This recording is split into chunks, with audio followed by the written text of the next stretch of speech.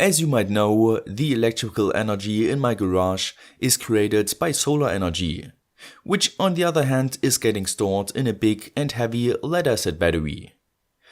Only problem is that the original capacity of this battery decreased noticeably over time. That is why I've been searching for more modern alternatives to this energy storage problem.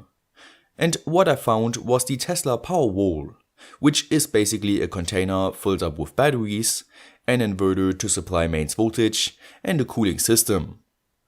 But honestly speaking, I don't need the inverter, nor a capacity of 13.5 kWh, and I especially do not want to pay $7,600 for it. So in this video, I will be showing you how I created my more or less crude but still functional DIY Powerwall. Let's get started.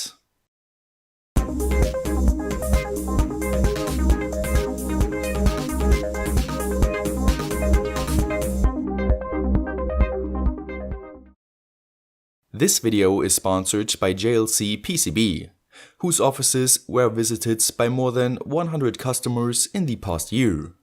And you can meet them as well at the Maker Fair in Rome this year, where they will be giving out gifts. The three main ingredients for a DIY Powerwall are of course the batteries, which will form the battery pack, a decent BMS to protect them from all kinds of mishandling, and of course a suitable enclosure. So let's start off with the battery pack. According to Wikipedia, the Tesla Powerwall consists of lithium-ion cells. Out of such batteries, I already created several battery packs in the past, so this should be an easy job, right? Well, to do this, I firstly calculated the capacity of my original lead-acid battery, which was around 1.2 kWh. For the battery cell itself, I went with the Samsung INR 18650-25R, whose capacity should be around 9 Wh.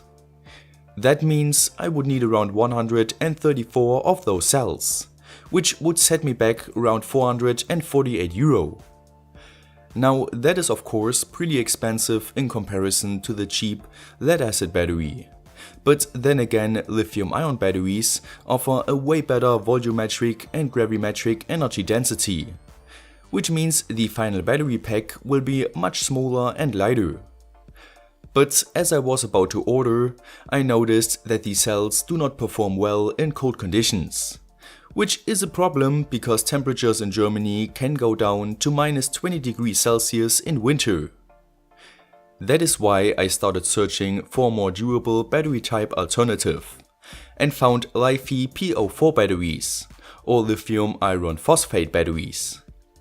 This battery chemistry is known for not only being able to handle lower temperatures, but also for being safer, which you can easily see for yourself by just searching for them on YouTube.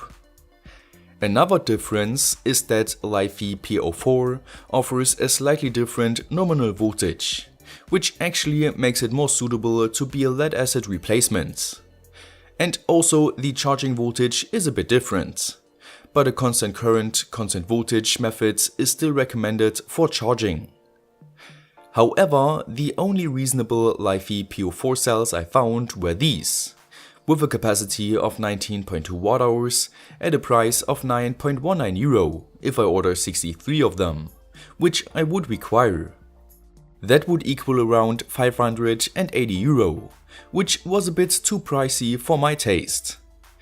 Thankfully though, I found those 100 Ah LiFeYPO4 cells at a price of €114. The Y, by the way, stands for yttrium. That is added to the cathodes to allow this battery to work down to -45 degrees Celsius. 4 of those cells in series should not only give me a voltage range between 14 and 11.2 volts, but also a capacity of 1.28 kWh at a price of €457, which seems acceptable. Once again, this battery technology is not as cheap as lead acid, but lies with its better volumetric and gravimetric energy density right between lead acid and lithium ion. So naturally I ordered 4 of those cells along with suitable terminal connectors and a fuse. After receiving them, I inspected them to make sure that they were not damaged, and then continued by connecting these cells with the terminal connectors according to this diagram, in order to create the 12V battery pack.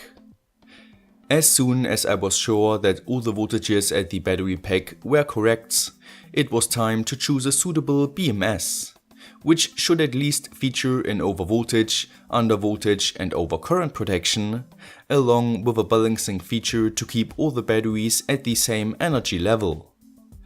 Now of course I could have used one of those 4S Chinese BMS, which you can find all over eBay. But it just didn't feel quite right and safe for such a big amount of stored energy. So luckily, after I searched the web for quite a while and only found pretty expensive BMS, I finally discovered the company Energos Power Solutions, which offer the tiny BMS for a more reasonable price. It works with 4 cells of LiFePO4 and basically offers all the features that I've been looking for, and even more by, for example, offering temperature measurements, analog and digital inputs and partly outputs, and also logging of the battery activities. So after receiving my board, along with all the required wires and temperature probes, I added a fuse to the plus terminal and another terminal connector to the minus terminal, which I then used to connect the BMS B+ and B- solder pad to the battery pack through thick 12 AWG wire. Next, I removed all the wires from the BMS balance connector, except the 5 upper ones, which I then either soldered to the terminals or locked them in place with the used screws, according to this scheme. Afterwards, I plugged the balance connector into the BMS and continued by preparing the 2 temperature sensors, securing them in place at the right and left side of the pack, and then hooking them up to the BMS as well. And as soon as I was done securing the BMS in place and tidying up the wiring, the hardware of the battery pack was basically complete. So I hooked up the included USB UART converter to the BMS and a computer and started the given Battery Insider software. There I'm able to define all the max and minimum voltage, current and temperature values, and whether I want to use the dual ports or single port modes. Dual port basically means that my charger and load circuits are not the same, and thus I want to cut them off separately. But since I'm using an MPPT charge controller, which offers a load output on its own, I have charger and load circuit combined, and thus I need the single port mode, which therefore means I have to connect the charge controller to the B+ and C- solder pads. Of course, you can also find all those information in the 76 pages long manual of the BMS, which was actually quite an interesting read. To finish the software part, however, I set the voltage and current values according to the LiFePO4 profile that my MPPT charge controller came with. And with that being done, the battery pack was ready for installation inside the housing. So after measuring the dimensions of the battery pack, I chose a slightly oversized electrical cabinet.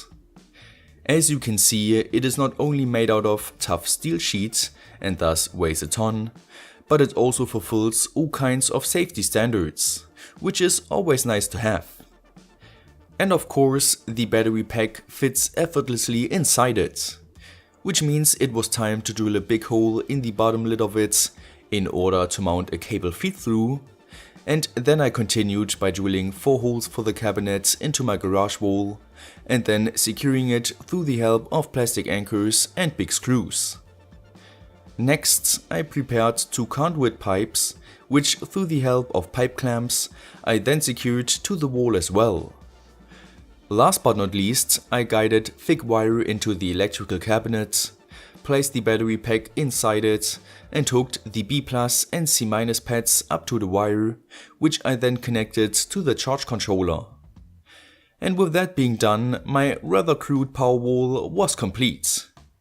According to the appliances used in my garage, it also seems to work without a problem, which was also confirmed by my solar charge controller app as well as the BMS software.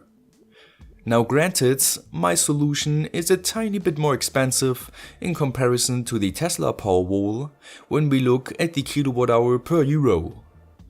But then again, I can easily modify it by adding more batteries to not only increase the capacity, but also change the voltage up to 51.2 volts. And with that being said, I hope you enjoyed watching my unique take on the DIY Powerwall project. If so, don't forget to like, share, subscribe and hitting the notification bell. Stay creative and I will see you next time!